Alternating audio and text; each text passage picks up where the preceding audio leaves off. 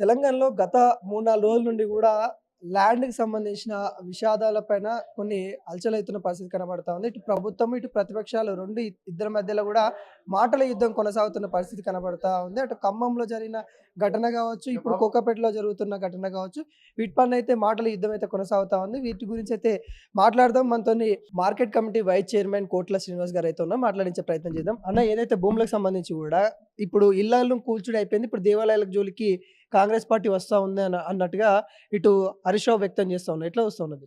ఈ ప్రతిపక్షాల ఆరోపణ కరెక్ట్ కాదు. దాదాపు 2.5 సంవత్సరాలు కావస్తుంది గౌరవ ముఖ్యమంత్రి గారి అధ్యక్షతన కాంగ్రెస్ ప్రభుత్వం ఏర్పడి. ఈ రాష్ట్రంలో ఎక్కడైనా గుళ్ళు కానీ, ఎక్కడైనా మసీదులు కానీ, ఎక్కడైనా చర్చిల దగ్గరికి మేము పోయినామా, ఎక్కడైనా కూలగొట్టినామా? ఈరోజు బీఆర్ఎస్ నాయకులని చెప్పుకుంటున్న హరీష్ రావు గారు కానీ, కేటీఆర్ గారు కానీ ఈరోజు వాళ్ళ అవినీతి ఎక్కడ బయటపడుతుందనే ఉద్దేశం మీద ఇలా పొలిటికల్గా వాళ్ళు సస్టైన్ కానీకే, అంటే పొలిటికల్గా వాళ్ళు ఉనికిని కాపాడుకోవడానికి ఇలా కోకాపేట్ భూముల గురించి కానీ, అదేవిధంగా ఇంకో భూముల గురించి మాట్లాడుతుంది. ఇలా శారదా పీఠ భూముల గురించి మాట్లాడితే మా ప్రభుత్వం రేవంత్ రెడ్డి గారు దాదాపు 2.5 ఎకరాలు ఏమున్నది. ఆ 2.5 ఎకరాలను శంషాబాద్ ప్రాంతంలో మార్చి ఈ యొక్క ప్రాంతంలో ఉన్న ఈ యొక్క భూమిని ప్రజా ప్రయోజనాల దృష్ట్యా నా ఎస్సీ ఎస్టీ బీసీలకు ఏదో కాలనీ కట్టియాలనో, లేకుంటే ఒక అభివృద్ధి కార్యక్రమాలు చేయాలనే ఉద్దేశంతో ఆ యొక్క పీఠంతో సయోధ్య కుదుర్చుకొని ఇద్దరు అండర్స్టాండింగ్, పీఠాధిపతులకు లేని నొప్పి ఈ హరీష్ రావుకు, కేటీఆర్కి ఎందుకని నేను ఈ సందర్భంగా అడగదలుచుకున్నా.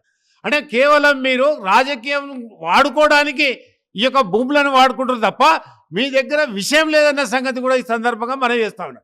ఎక్కడ గౌరవనీయులు ముఖ్యమంత్రి గారిని బదనాం చేయాలనే ఒక విష ప్రచారము, మరి ఇలా 6 గ్యారెంటీలతోటి ఇలా రాష్ట్రంలోనే రేసింగ్ 2047గా పోతున్న తెలంగాణను $3 ట్రిలియన్ అభివృద్ధి చేయాలనే లక్ష్యంతో పోతుంటే కేవలం రేవంత్ రెడ్డి గారిని, గౌరవ ముఖ్యమంత్రి గారిని విషం చిమ్ముతున్న ఈ బీఆర్ఎస్ నాయకులకు ఖచ్చితంగా ఇప్పటికే ఇలా రాష్ట్రంలో వాళ్ళకి శిక్ష విధించారు. 23లో శిక్ష విధించారు, కాంటోన్మెంట్ బోర్డులో శిక్ష విధించారు, జూబ్లీ హిల్స్లో శిక్ష విధించారు, మున్సిపల్ ఎన్నికల్లో శిక్ష ఇచ్చారు, అదేవిధంగా రాబోయే గ్రేటర్ ఎన్నికల్లో కూడా శిక్ష విధిస్తారు. అయినా కానీ ఈ టీఆర్ఎస్ నాయకులకు బుద్ధి వస్తలేదు. మీరు విమర్శ చేస్తే ఒక సహేతుకమైన విమర్శ చేయండి, కానీ మీరు గాలిలో దీపం పెట్టి విమర్శలు చేస్తే తెలంగాణ రాష్ట్ర ప్రజలు చూస్తూ ఊరుకోరని సంగతి సందర్భంగా బీఆర్ఎస్ నాయకులను హెచ్చరిస్తున్నారు. ముఖ్యమంత్రిని టార్గెట్ చేసి విమర్శిస్తే మీరు పెద్ద నాయకులు గారు. ఈరోజు మీరు బాగా ఆలోచించండి. ఇవాళ అమెరికాలో ఉన్న హార్వర్డ్ కెనడీ యూనివర్సిటీ స్కూల్ నుంచి ఆహ్వానం అందిందంటే ఇలా ప్రపంచ పటంలోనే ఇలా తెలంగాణ రాష్ట్రం ఉండబోతుంది. కేవలం గౌరవ ముఖ్యమంత్రి రేవంత్ రెడ్డి గారి ఆలోచన, దూరదృష్టి, పరిపాలన దక్షతతోనే అని ఈ సందర్భంగా చెప్పక తప్పదు. అంటే హైడ్రా పేరుతోని పేదోళ్ళు ఇళ్ళ కూల్చిర్రు, మళ్ళీ మూసీ పేరుతో పేదోళ్ళ ఇళ్ళ కూలుస్తూ ఉన్నారు. అటు ఖమ్మంలో కూడా పేదోళ్ళు ఇళ్ళ కూలుస్తూ ఉన్నారు. వీళ్ళకి బడబడ కబ్జా చేసుకునే వాళ్ళకి ఎవ్వరికి కూడా వీళ్ళకి కనబడదు. పేదోళ్ళే కనబడతా ఉన్నారా? పేదోళ్ళు ఇల్లులు అయిపోయినాయి, గుళ్ళకాడికి వస్తూ ఉన్నారు. కాంగ్రెస్ కూల్చే ప్రభుత్వమే అనే విధంగా మాట్లాడుతూ ఉన్నారు. ఇప్పుడు మూసీ రివర్ ఫ్రంట్లో మేము ఒక గుడిసె కూడా కూల్చలేదు. ఇలా బీజేపీ వాళ్ళు పోయి నిద్రలు చేసిరు ఏసీలు పెట్టుకొని. కానీ గౌరవ ముఖ్యమంత్రి 150 కోట్ల రూపాయలు తోటి మూసి రివర్ డెవలప్మెంట్ చేయాలని అక్కడ నివసించే ప్రజలందరూ కూడా నష్టపరిహారం కట్టించి ఆ యొక్క ఇండ్ల నుంచి ఇందిరమ్మ ఇండ్లకు పోవడానికి 25,000 రూపాయల ఖర్చుతో కూడుకున్న వేతనం ఇవ్వాలని గౌరవ ముఖ్యమంత్రి గారి దూరదృష్టి ఎక్కడ, మీ విమర్శలు ఎక్కడ? అందుకొరకే మీరు బాగా ఆలోచించి, ఎందుకంటే రేవంత్ రెడ్డి గారిని చూసి విషయం చెబుతున్నారు వీళ్ళు తప్ప పరిపాలన సౌలభ్యం కోసం చేస్తున్న పని అనుకుంటలేరు వాళ్ళు. అందుకొరకే మా ఎదుట ఉన్న చిన్న ఆయన ఏడ ముఖ్యమంత్రి అయిపోయిండు, ముఖ్యంగా రేవంత్ రెడ్డి గారు ప్రమాణ స్వీకారం చేసిన నాటి నుంచి వీళ్ళు విషయం కమ్ముతున్నారు. ఇలా రాజకీయ ప్రయోజనం కోసం కాదు, కేవలం ఆయనను చూసి ఓర్వలేక, ఆయనను చూసి తట్టుకోలేక, ఇలా ప్రజల నుంచి ఆదరణ వస్తుంది చూడకుండా ఇలా ఎన్నోసార్లు మా ముఖ్యమంత్రి గారు చెప్పి నేను ఇంటికి తీసుకుపోయేది ఏం లేదు, బతుకున్నాని రోజులు ప్రజల కోసము, బీద ప్రజల కోసము, అరే పలానా ఆయన ఉండే పలానా టైంలో చేసిండనే ఇలా ఏదైతే రాజశేఖరని తలుసుకుంటున్నామో, ఆరోగ్యశ్రీ అదే ఫీజు రియంబర్స్మెంట్, అదే ఎన్టీ రామారావుని తలుసుకుంటున్నాం ఇలా 2 కిలోల బియ్యం గురించి.